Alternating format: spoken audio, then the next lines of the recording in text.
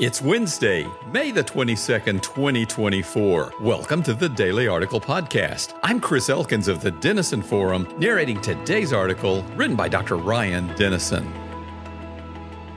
The rise of the nones, that's N-O-N-E-S, in the religious demographics of our society has been among the most troubling trends for many Christians across recent decades. The group is typically comprised of those who do not claim membership in any religious tradition, though there is variation at times as to whether atheists and agnostics are considered part of the nones or their own categories. However, the latest data points to an interesting and encouraging trend. When the General Society Survey first began to follow nones back in 1972, they comprised roughly 5% of the total population. The nones stayed in the 5 to 6% range until 1991, when they began a rather precipitous and steady rise that reached the high of 30% by 2013 and 35% by 2019. However, the nones haven't really grown in the last 5 years, ranging between 34 and 36% of the total population. And what's perhaps most encouraging, their numbers have actually started to fall among the younger generations. Similar findings have also been reported in both the Cooperative Election Study and in Pew's latest research.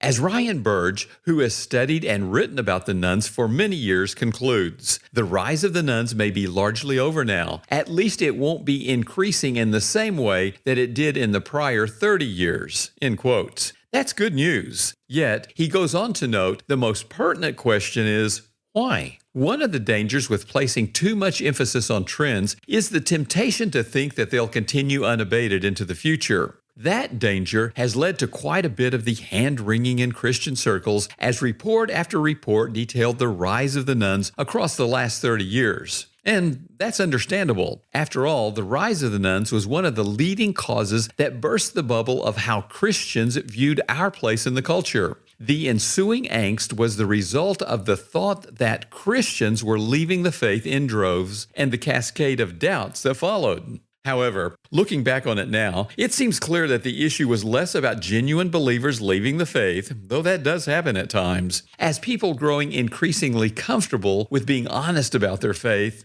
or the lack thereof. And, as Burge writes, the fact that the percentage of nones in our culture has leveled off in recent years likely means that we've reached the point where the loose topsoil has been scooped off and hauled away, leaving nothing but the hard bedrock underneath. So now that we're back to the bedrock, how do we build from here? As Dr. Jim Denison notes, only 17% of the nones are atheists. The rest range from agnostic to spiritual, with as many as 69% claiming to believe in God or some higher power. In short, most of the nones today would have perhaps called themselves Christians 50 years ago, with the biggest difference being that many of them would have gone through life thinking that their claim to be a Christian was true. Jesus spoke to the danger of such an approach toward the end of the Sermon on the Mount. In Matthew 7, verses 21 through 23, Jesus warns the crowds, many of whom consider themselves to be his followers, that not everyone who says to me, Lord, Lord, will enter the kingdom of heaven, but the one who does the will of my Father who is in heaven. On that day, many will say to me,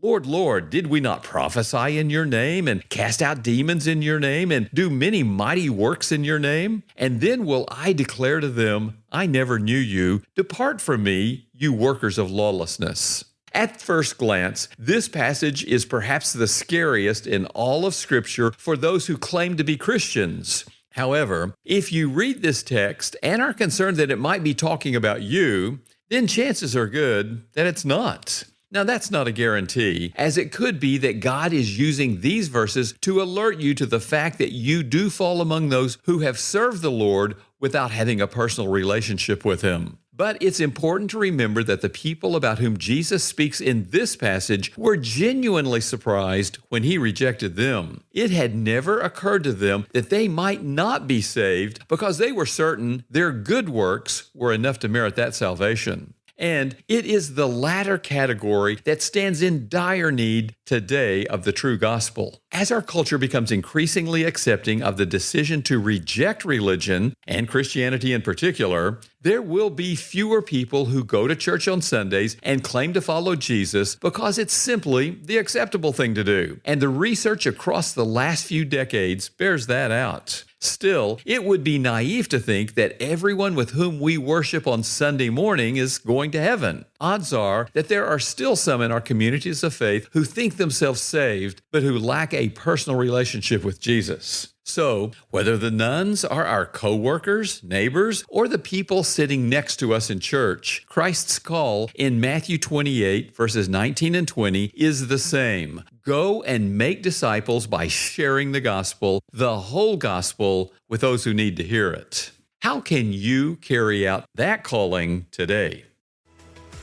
Thank you for listening to today's Daily Article podcast. If you would also like to read the daily article with its citations and references linked to their sources, find links in the episode notes to read today's article and to subscribe to the Daily Article email newsletter.